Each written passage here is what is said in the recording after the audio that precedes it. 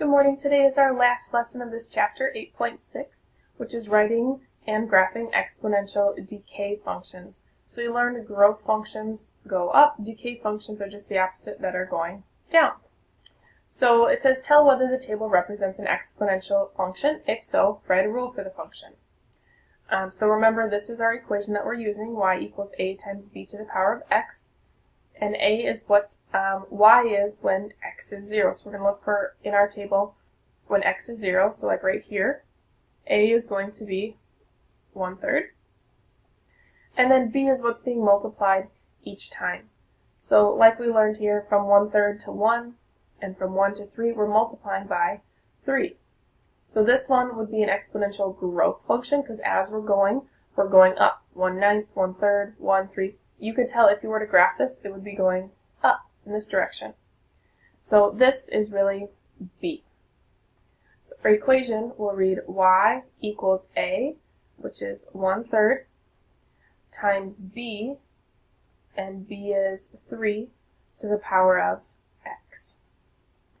So this one, you can tell that it's a growth function because b is a number that's greater than 1. We're going up. We're multiplying by 3 each time.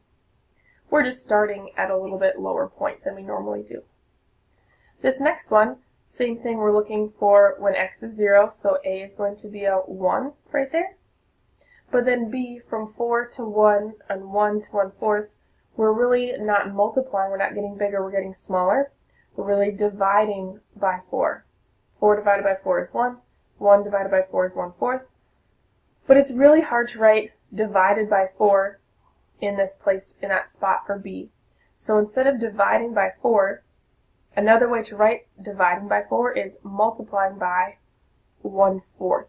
Because if you're multiplying by 1/4, you're really getting small. You're really dividing by 4, because that would be on the denominator. See the divide by 4 right there? So instead of writing divide by 4, we're going to multiply by 1/4. Multiply by 1/4. So that's going to be b. So let's write our equation. Y equals a, oops, not a, we want the number a, which is really a 1, times b, which is 1/4 to the power of x. Now, you normally can't get rid of the number that's out front. This one's times 1, which really doesn't do anything, but you need to write it out so that we know what number a is as well.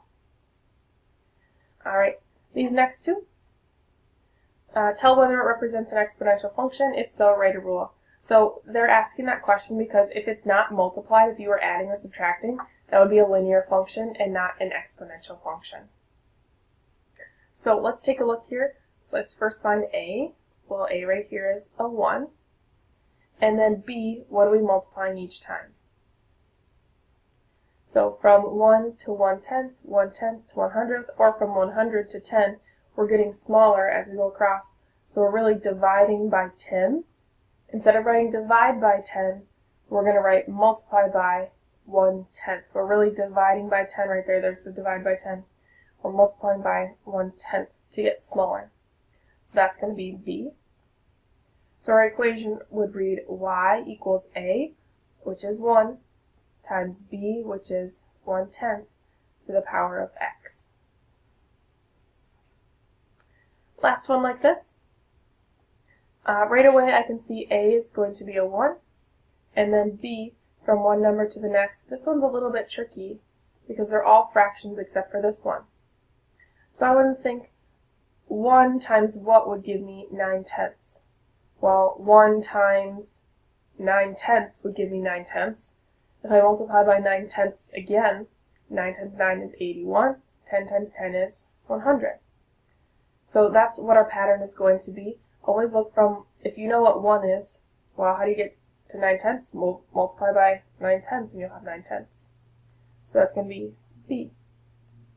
So we have y equals a, which is 1, times b, which is 9/10, to the power of x. If it helps, this is really in parentheses because the 1 and the 10 would be to the power of x. Alright. Next two say, tell whether the graph represents exponential growth or exponential decay. and then write a rule for the function. Writing a rule meaning this equation that we just were looking at right there. So I can see from left to right this is going up, so this would be an exponential growth function, and this will be going down, so this is an exponential decay function. But there's no table to make a rule from, so we do have 2 points. I'm just going to use these 2 points to make a table. It's just going to be a really small table. So here's x and xy. If you want to look here instead, x is 0, y is 10, x is 1, y is 12. So you can just think, well, how do I get from 10 to 12? Well, from 10 to 12, you'd have to multiply by some number. It's going to be larger than 1. If you're not quite sure, I'll show you another way how to do this in a minute as well. But 10 times 1.2 will give us 12. And a would just be 10. So there's a and there's b. If that was a little bit tricky for you, one other thing we can do is we can take our equation. You already know your equation is y equals a times b to the power of x. And we know a is 10. We need to find out what b is if you're not quite sure. So we can use this to figure out what b is right here. I'm going to pick an x and a y. I'd like to avoid this one because we already used that to find a. So I'm going to use this point for 1 and 12. X is 1, so the exponent would be a 1, and y would be 12. So I have b to the power of 1, which is really just b, times 10 equal to 12. Well, to get b all by itself, we would just have to divide by 10, and b would be equal to, well, 12 divided by 10 would be 1.2. So you can either try and figure out mentally, or you're really just dividing this way. 12 divided by 10 would give you 1.2. If you didn't want to do it this way, that's totally fine. We have y equals a, which is 10, times b, which is 1.2, to the power of x. Let's try the next one. I'm going to make a short little table here. I know x is 0, y is 8, and x is 1, y is 4. So this time, a is 8, and then b from 8 to 4, I'm going smaller. I'm dividing by 2. But instead of writing divide by 2, I'm really multiplying by 1/2 to get smaller. So that's going to be b. So we'd have y equals 8 times 1/2 to the power of x. And if you're not sure, going the other direction, 4 divided by 8 would give you the same as 1/2 here. 12 divided by 10 would give you 1.2. Alright, let's take a look at our third slide here, graphing our function and identifying domain and range. Just like we did the other day, we're going to use our xy table, and we always like to plug in 0, a couple negatives, and a couple positives so that they fit right in the middle of our graph. So first, I like anything to the power of 0. 3/5 to the power of 0 is just 1. Anything to the power of 0, remember, is 1. Then I have 3/5 to the power of 1 is just 3/5, or 3 divided by 5 in your calculator would give you 0.6. And then I have 3/5 to the power of 2. This one I am going to plug into my calculator. So remember, anytime we have a fraction, we need to put in parentheses 3 divided by 5, and then this button is to the power of 2, which would give me 0.36. And then going the other direction, I have 3/5 to the power of -1. So in parentheses, 3 divided by 5 to the power of -1. It's really going to flip my fraction. That's what that negative exponent is going to do.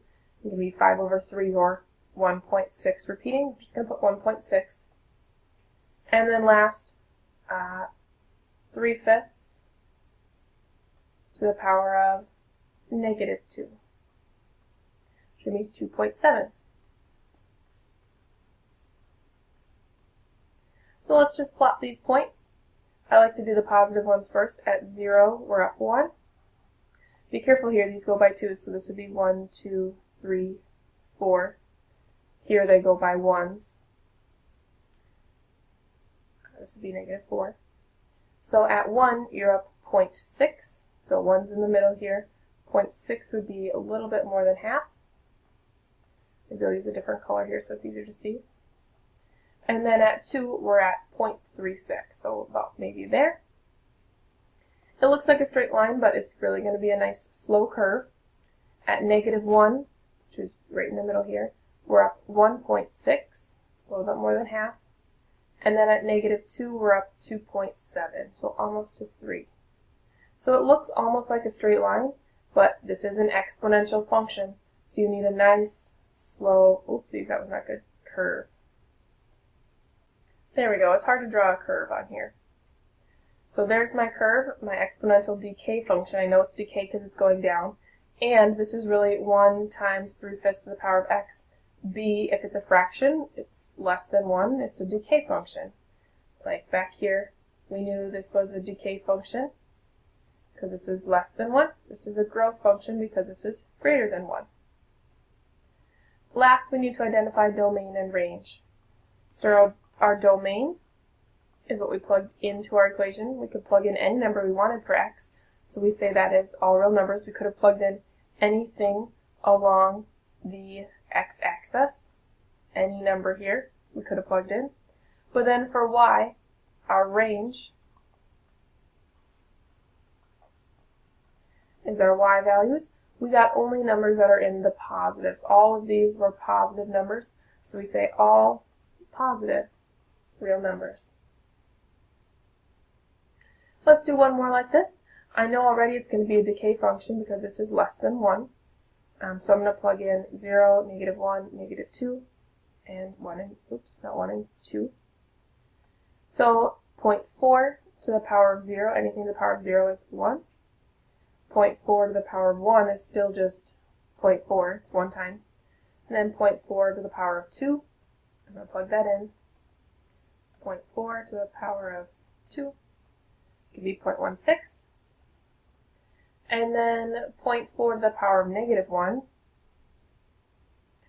0.4 4/10 to the power of -1 gives me 2.5. And then 0.4 to the power of -2,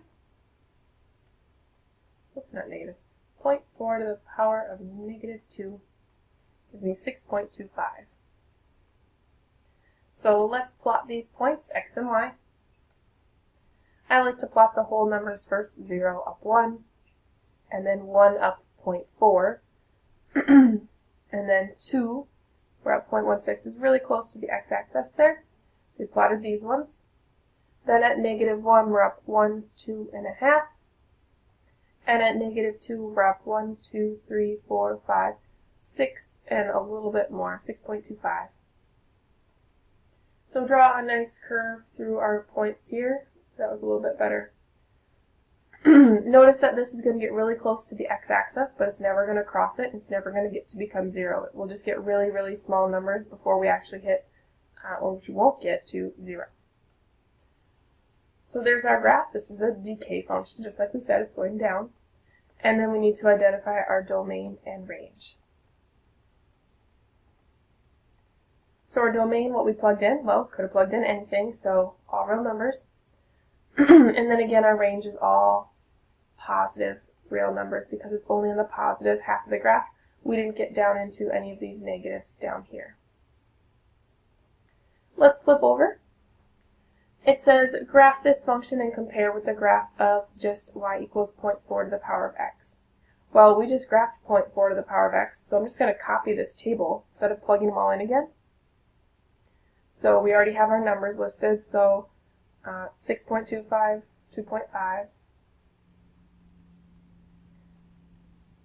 1.4, and then I believe 0.16, yep. So all we're going to do with those numbers is multiply them by 5, and then we're going to compare the two graphs. So 6.25 times 5 give me 31.25. Most likely not going to fit on our graph. 2.5 times 5 is 12.5. 1 times 5 you should know is 5. 0.4 times 5, you might be able to do this one in your head. Give me 2. And then 0.16 times 5, we need 0.8. So let's graph both. I'm going to graph this one first in blue, and then I'll graph the other one in red. I know all of these numbers are positive, so I'm going to make my x and y axis, oops, not there. I need it to be in the middle, so I have negatives and positives. But I'm going to make my x-axis down here because I know all my numbers are going to be positives, so I don't need any negative numbers. So I'm going to just go, I'm going to go by ones this way. 1, 2, 3, -1, -2, -3.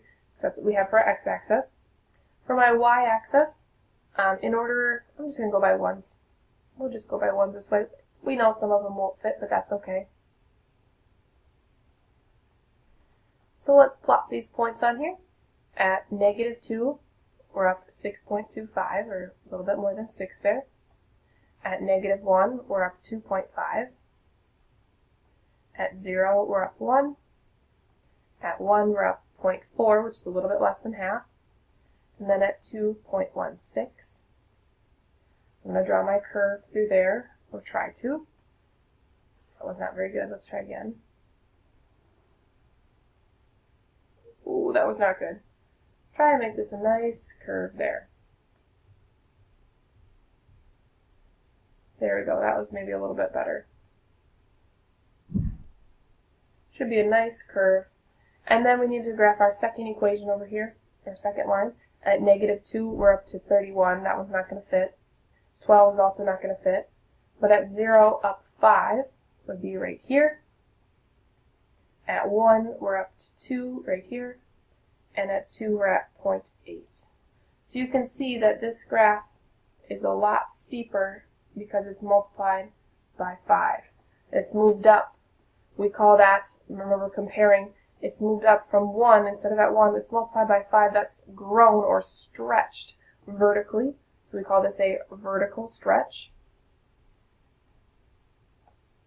So that would be what we have to do to compare them. Talk about how they're different. This one's stretched up or multiplied by 5. And it says, what is the decay rate? The decay rate is whatever is the base to our exponent. Just like we talked about back here, if it's less than 1, we know it's a decay function. If it's greater than 1, this one was also decay. If it's greater than 1, like, where do we go here? This one was greater than 1, that would be a growth function. You can tell it's going up. So our decay rate is 0.4. That is our decay rate. Alright, next. It says, graph the functions, this one, and compare with y equals 1/2 to the power of x. So let's first graph y equals 1/2 to the power of x. So I know anything right here, 1/2 to the power of first a 0 is just 1. 1/2 to the power of 1 is still just 1/2, or 0.5. And then we have 1/2 to the power of 2 will give me 0.25. Going the other direction, some of you might know this and are able to predict it. That's okay. I'm going to plug it in my calculator. 1/2 to the power of -1 gives me 2. And then 1/2, 1 divided by 2 to the power of -2 is 4.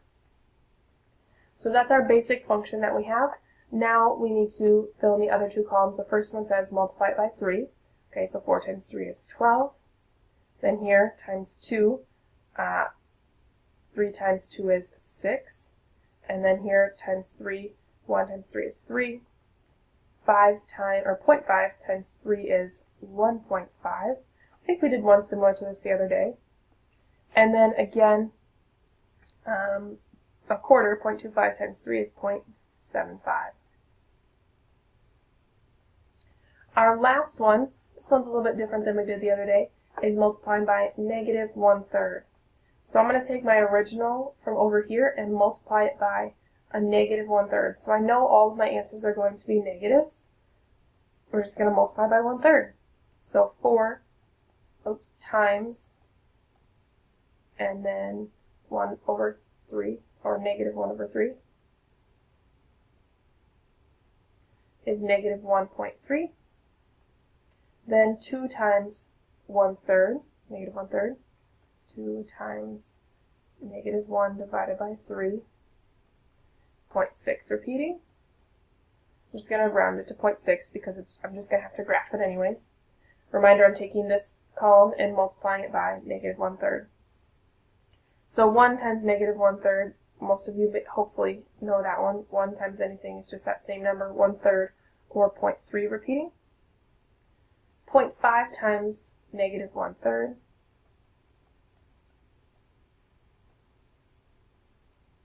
be 0.16. And then 0.25, 0.25 times negative 1/3 be negative 0.083 or 0.08.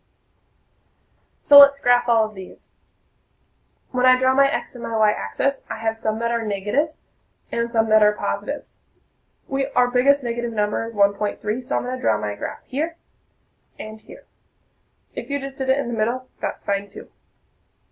So this is x and y, and I'm going to go by ones. If you want to go by twos, that's fine. Negatives over here, and then positives going up, and negatives going down. So first, our graph, I'm going to plot this first one here. At x is negative 2, we're up 4. At negative 1, we're up 2. 0 up 1. At 1, up 0.5 or 1/2. And at 2, 0.25. So this is our graph that we're going to compare to.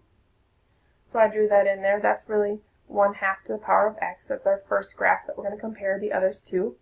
Now I'm going to draw the second one. 12 isn't going to fit. At negative 1, we're up 6, which would be right off the graph. If you want to plot it, you can. At 0, we'd be up 3. At 1, we're up 1.5, 1.5. And at 2, we're up 0.75. So I'm going to draw my line through these ones. And as you can see, I know I didn't draw the nice curve there, but do your best to draw a nice curve. As you can see, this graph is stretched further away from the x-axis. So we call this a vertical stretch. If you wanted to, you could say it by a factor of 3. The 3 tells us it grew and it got bigger or further away from the x-axis. So you can predict what this one will look like.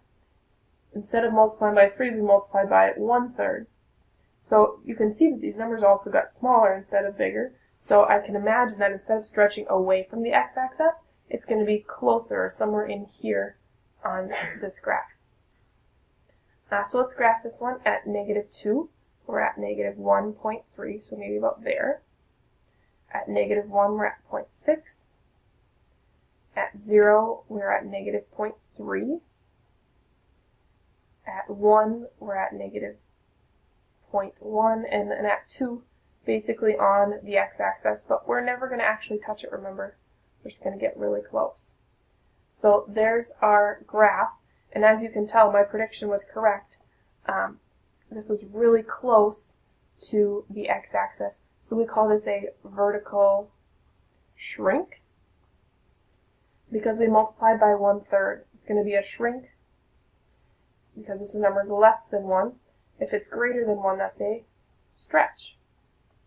The fraction just tells us that it's a decay function. We're going down. Okay? And then here, the last thing, it's flipped. We call this remember, a reflection. Flipped over the x-axis.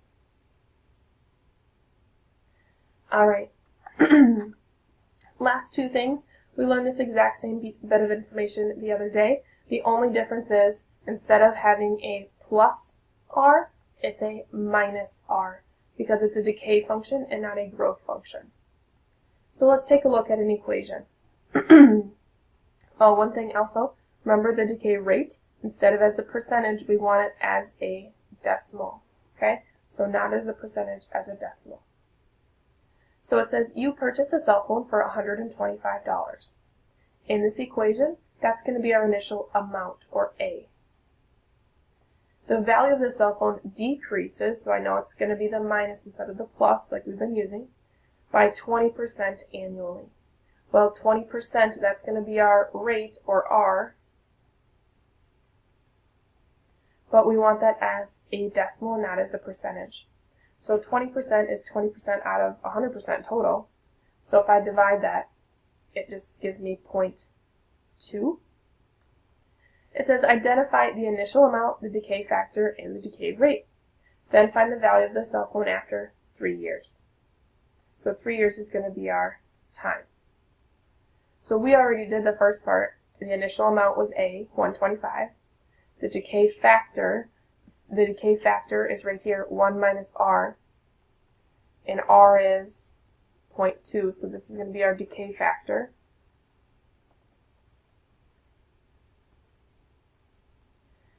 And then we just need to plug it into our equation. So it says y equals A, which is 125, our initial amount. Then our decay factor, 1 minus 0.2. And then to the power of t, which is our time of 3 years. So if you want, we can simplify this. 125. 1 minus 0.2 would just give me 0.8. So I know this is a decay function because it's going down. It's less than 1. So I'm just going to plug this in my calculator. We have 125 and then 0.8 in parentheses to the power of 3. Give me 64. We're talking about money. It's asking how much your cell phone is decreasing in value. So right now, after 3 years, it's only worth maybe $64 instead of when you bought it for $125. Here's 2 more, simply just like that. Here's our decay function right there. It says in 2000, the unemployment rate in a city decreased by approximately 2.1% each month. In January, the unemployment rate was 7%. Use this graph at the right to write a function that models the unemployment rate in the city over time. So right now, we know that where we're starting at is 7%. Because our initial function was given to us as a percent, they wrote it as just 7. This is also x and y. That's our initial amount. Unemployment started at 7%. So this one we can actually leave it as a fraction. The rate is decreasing. This is how our rate is going down. This is just where they started, and now they're going down at 2.1%. So the 2.1% is really going to be R. So part A just said over time, so we don't know what t is right now. So we have y equals A, which is our initial starting point, which is 7. And then 1 minus R, and our rate as a percentage was 2.1%, but as a fraction, or as a decimal, we need to divide by 100, and that will give us 0.021. And then to the power of t. So I'm going to just simplify 1 minus 0.021, give me 0.979. To the power of t. So now, what was the unemployment rate in December? So in December, well, if January is 0, this would be January, February, March, April, May, June, July, August, September, October, November. December is really month 11 because it says month since January. If it's still January, we don't count that as 1 month. It would be month 0 still. So the time would be 12. So let's plug that into our calculator. We will have y equals 7 times 1 point, oops, not 1 point, we simplified that, 0.979 to the power of 12. So 7, and then I have 0.979 to the power of 12 equals 5.42 about. Now let's check to see if that's right. At about 11 months right here, if we follow it over, that is about 5.42, so we know we did it correctly. Our last question, I believe there's one like this on your homework. It says you buy a computer for $3,000. Right there, you know that's your initial amount, or A. It depreciates. Depreciates means it's going down at a rate of 20% per year. So 20% as a decimal would just be 0.2. Find the computer, or find the value of the computer for the given year. So first we have 3 separate problems to do. First we're going to do after 1 year.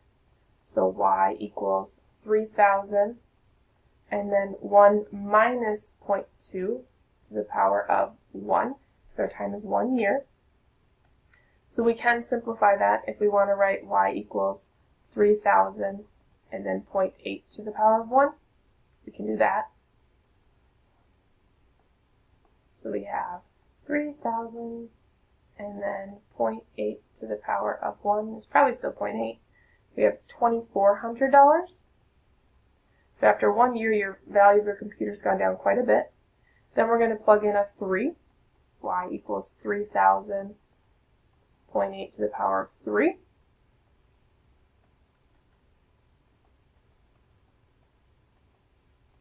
That gives us 1,536. So value has gone down quite a bit. That's what happens with our electronics over time. And then after 5 years, we're going to plug in a 5. 3,000 and then 0.8 to the power of 5. 3,000 and then 0.8 to the power of 5. We need $983.04. So there are our answers to all 3 parts.